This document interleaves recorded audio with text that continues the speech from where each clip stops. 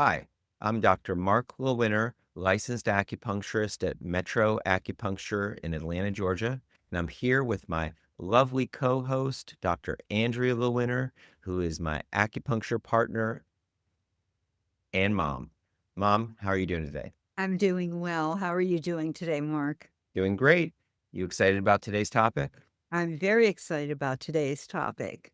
I'm excited about today's topic too, but I also find it a little challenging because what we're going to be talking about are three different patient populations that may not respond well to acupuncture.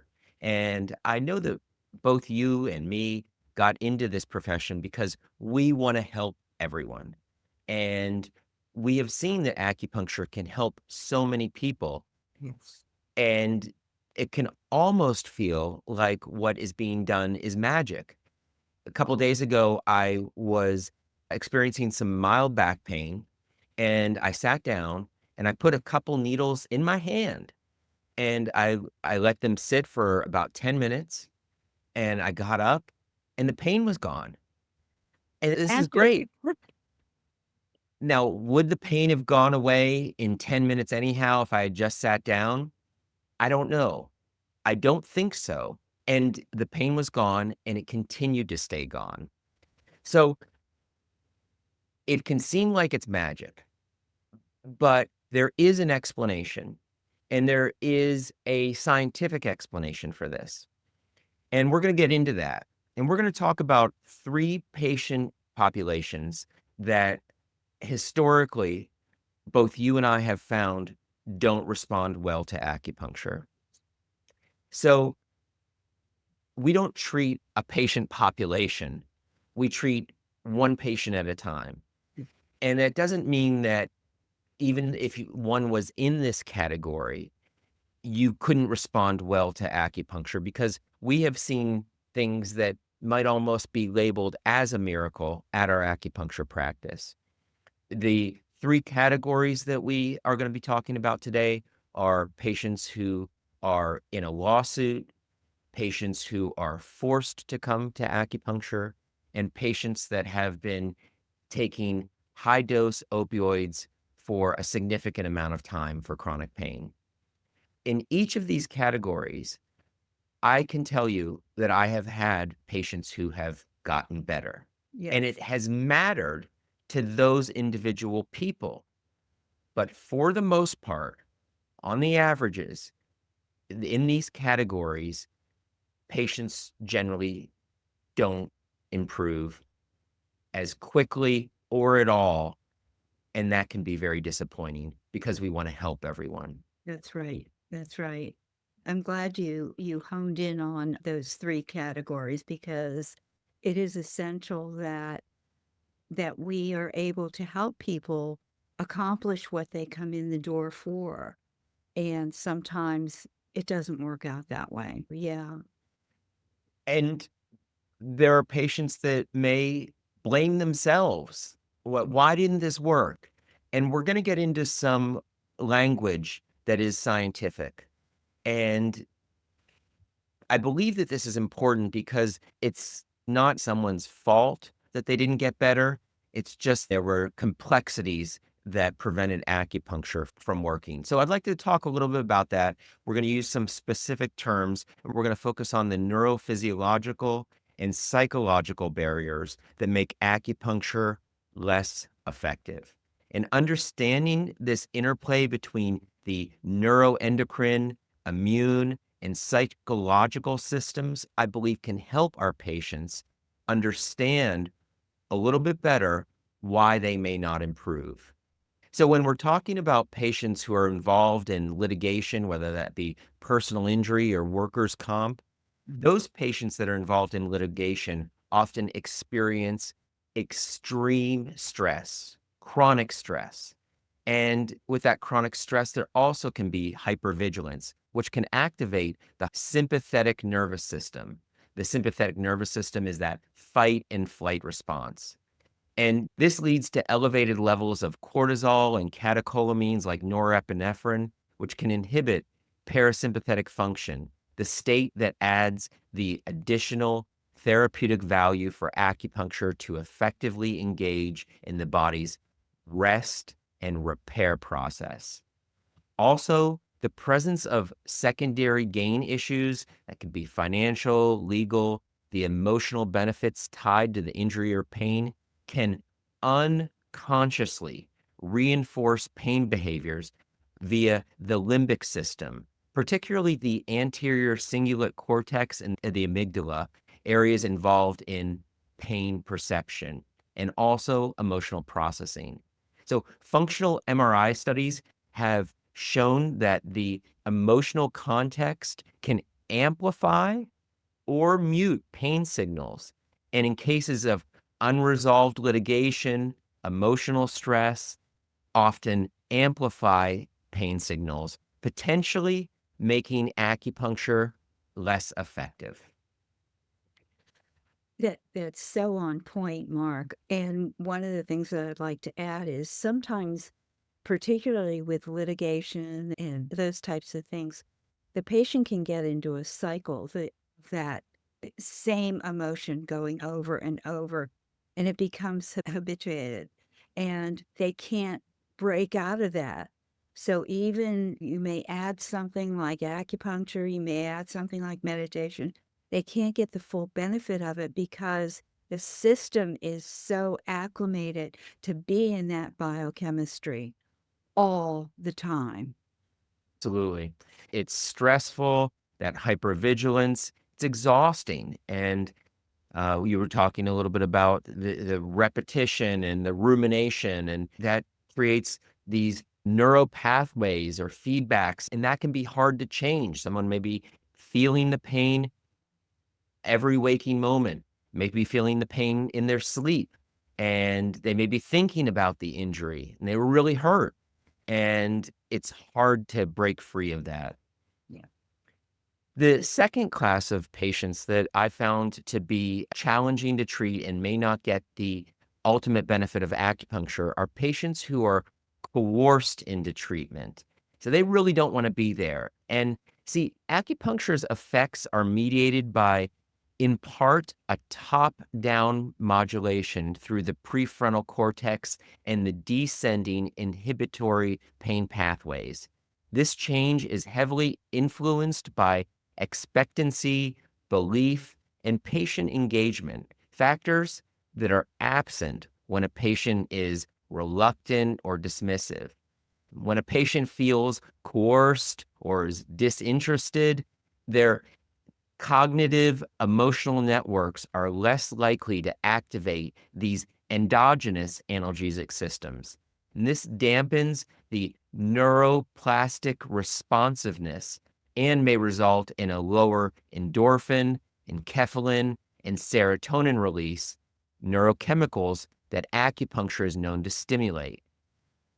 Basically, the mind's resistance creates a neurological block that undermines the treatment's effectiveness. And I know we both have seen this where we're treating a wife or a husband, and the wife will say, "Oh, my husband needs to do this. I'm going to send my husband." And as soon as the husband walks in the door, he goes, "I'm only here because my wife sent me." So there's that fixed idea already. And it's okay, that's okay. Or a child is brought in. I want my child to have acupuncture. And the child doesn't want to have acupuncture. So these things make a difference. It's not that you have to believe in it. It's not that you have to have faith in it. It's that there needs to be a little bit of openness. And very often I'll just say, okay, let's just do this particular thing. Get them at ease that they're here and it's safe to be here. And they're not going to be asked to do anything that they don't want to do. I think that is very well said. And I have had loved ones make suggestions to me, and I followed those suggestions, and I didn't want to do it. And there have been times where I have been surprised that it actually was a suggestion that was helpful for me. And there have been times where I thought to myself, I knew this wasn't going to be good. I just Sure. wanted to appease the loved one, and it really wasn't a pleasant experience. So, having had the experience personally and professionally, I think we do exactly what you were saying, which is making sure to understand their perspective. Yeah. Our approach can be that in this case, less is more. We don't need to do a whole bunch of needles. They're already overwhelmed. They're already feeling pressure. They don't need more pressure or pain. Maybe the explanation of how acupuncture works isn't as important to them, or or perhaps it could be, and we want to develop that rapport so that they can have an understanding of what's going to happen. So I think that with someone who is coerced or forced, slowing things down, making sure that their voice is being heard and that less is more. And some of those patients will leave saying, I really did like that, especially when we're able to make that connection with the patient. If someone is so shut down that they're not going to budge, then that's an unfortunate situation, and they're extremely likely to remain rigid, protected, guarded, tight, stressed out through the entire treatment, and unfortunately, it's an unpleasant experience for them. The third class of patient is the long-term high-dose opioid user. And the long-term high-dose opioid user can experience opioid-induced hyperalgesia, a paradoxical condition where patients become more sensitive to pain due to the neuroadaptive changes in the central nervous system. This includes glial cell activation and the upregulation of pronoceptive pathways, such as NMDA receptor sensitization in the spinal cord and brainstem. Chronic opioid use can trigger an inflammatory response in the central nervous system via the glial cells, which increases the activity of pain amplifying pathways, including a key receptor, NMDA. When NMDA receptors become overly sensitive, the body starts feeling more pain than it should. And this makes treatments like acupuncture less effective because the nervous system is essentially stuck in pain amplification mode. Also, chronic opioid use downregulates the endogenous opioid system, including mu receptors, for example, the beta endorphins. These are key mechanisms through which acupuncture exerts its analgesic effect. These patients also frequently exhibit dysregulation in dopaminergic and serotonergic pathways, contributing to mood disorders and blunted reward response, which further complicates acupuncture's efficacy. When a person's brain chemistry is out of balance, especially in dopamine and serotonin, it becomes harder for them to feel good, even when something helpful is happening. This makes it more difficult for acupuncture to do its job. Basically, the neurochemical landscape of long-term opioid users is often resistant to modulation. Normally, acupuncture helps by calming pain signals on their way to the brain by triggering the brain to release natural painkillers. But in most chronic high-dose opioid users, those systems are worn down or dysfunctional. So their usual benefit of acupuncture can't take effect the way that it should. And we see that in patients that are highly medicated. They come in with chronic pain that are taking various medications, opioids or synthetic opioid medication. And it involves the same pathways and that it's not as effective, that the benefit of that acupuncture treatment just doesn't make it through to the brain to begin to relieve it. I think in some ways it's helpful, but it's not getting the full impact. What have you seen? Yeah, I think that I've seen something very similar, and it makes me this one all of them make me sad and because I want people to get better. This makes me particularly sad because this patient was given a medicine by a doctor who was wanting to help them, but now this medicine that was intended to help them and may have been helpful for a few days, maybe a few weeks, maybe a few months, is now causing more pain, and they're stuck, and their brain chemistry has been changed so that something like acupuncture is muted. So this is really sad. But I can tell you that I have had patients who have been on opioids for many months, many years, and they've been able to get relief. Unfortunately, most don't.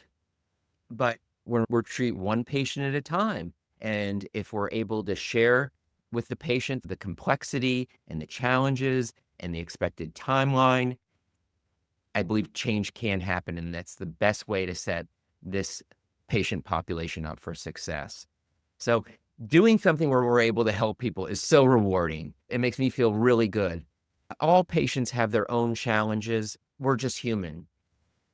But I wanted to highlight these 3 patient populations so that people weren't disappointed when they hear that there is gonna be a delayed response or a challenge in their care.